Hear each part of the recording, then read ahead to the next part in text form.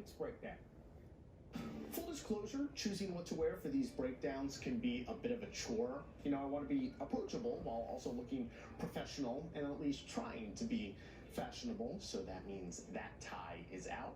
Someone who's relatable but also respectable. All right, so we're gonna go with probably a jacket like this. It's something we all do really, whether we're going to the store for some groceries or going out on a date. So you can imagine the amount of work and thought that goes into dressing someone like a politician, which is what we're going to talk about on this week's breakdown.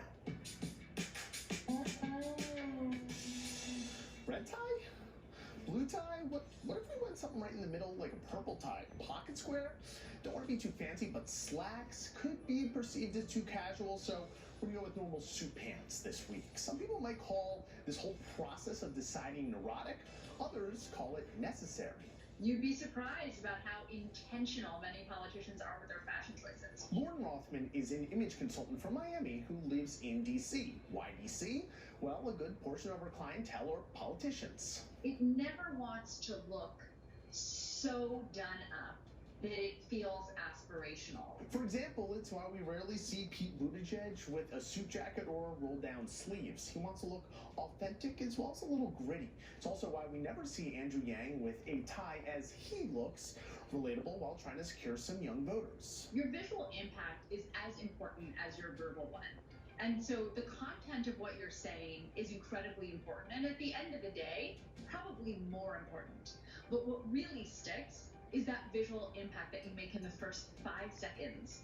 Remember Obama's tan suit? Or how about Hillary Clinton's white outfit? Colors are huge. Blues are generally considered warm and trustworthy, while reds are seen as a bit more authoritative and passionate.